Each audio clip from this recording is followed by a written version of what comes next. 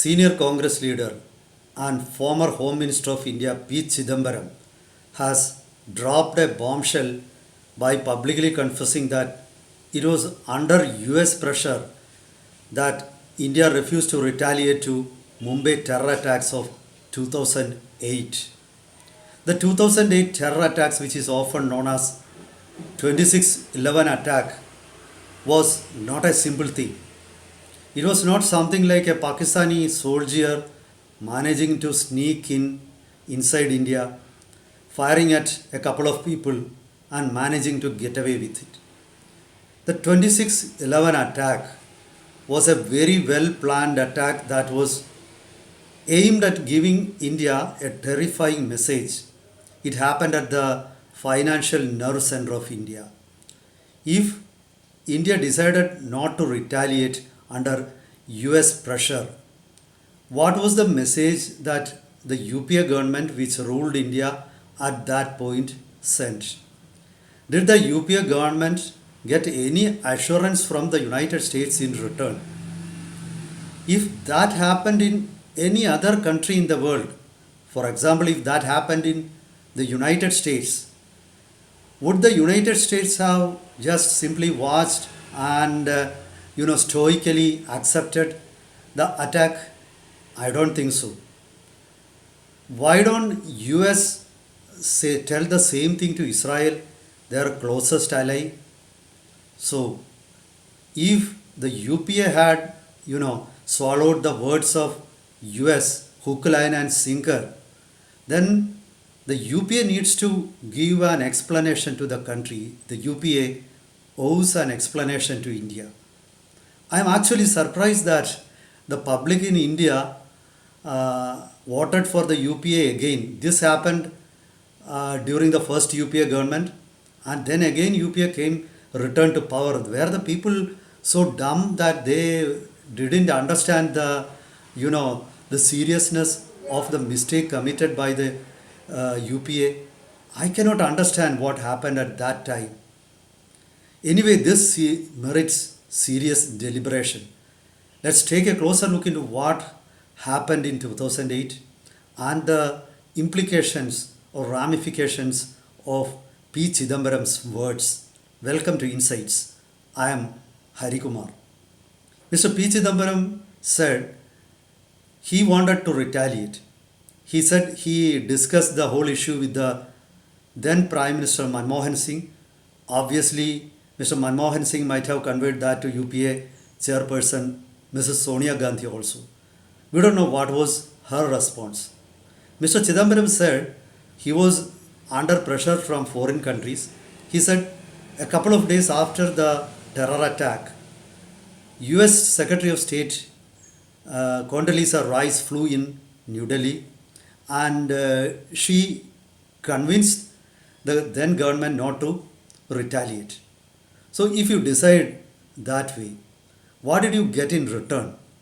If you allow an intermediary to pressurize you, if you agree to their suggestions, then you should have got something in return. I am sure that nobody will give somebody else anything without any return.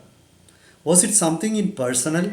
I mean, did any powerful person of the UPA or did the family get anything in return for not retaliating, for sacrificing the interests of the country? So there needs to be a clarification. This is a very serious revelation by a very responsible person, P. Chidambaram, who held a very important portfolio in UPA government. Now he was among the top leaders of the UPA, the Congress. He held portfolios like, then home portfolio, then he was finance minister. He was very close to Gandhi Nehru family. So he knows many things about what happened. He has actually given a hint. We need to go after it, disclose more, make him disclose more details about what really happened. Then there are other issues also. What was the message that India sent by not retaliating? Actually, that gave some level of confidence to Pakistan and it badly destroyed the morale of India. Any country with some amount of self respect, any sovereign nation, would not have allowed such a terror attack to happen. It was not a simple terror attack. A 10-member team of Lashkar-e Taiba, a group of 10 terrorists, entered Mumbai. They uh, carried out attacks at all important places, big hotels in Mumbai like Taj Hotel, Oberoi Hotel. Then they attacked people at Chhatrapati Shivaji terminus. They attacked people at hospitals, at public places. They were roaming around at will and pleasure, and only after 4 days they could be neutralized. This is absolutely shocking. Such a thing has not happened anywhere in the world, and I am sure that such an attack will not happen anywhere else in the world. And India simply suffered that stoically. What was the message it sent? It sent out the message of weakness, not of strength. So nobody respects a weak person.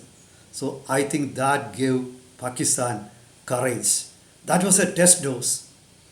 And they realized that this is a stoic country, this is a weak country, incapable of, defending itself. So this is what the message sent by the silence. Now, my question is, when India agreed to the suggestion of the United States, did India want the United States to prevail upon Pakistan not to conduct any such future terror attacks? Pakistan continued to attack India with impunity thereafter also.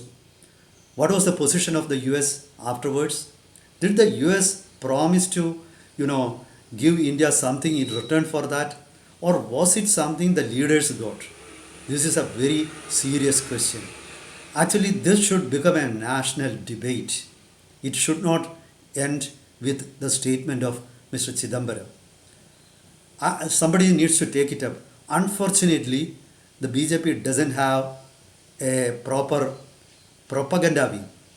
The BJP doesn't has a propaganda wing. I will put it like that. A couple of leaders will raise a few questions, and there it is going to end. Everybody is going to forget it the very next day. See, you have to convince people about things. Then only they will realize the gravity. Unfortunately, the propaganda machinery of parties other than Congress or the left parties at national level is weak. So this is the problem. So this is not going to, seriously discussed. Nobody is going to think about it. Nobody is going to think about the ramification.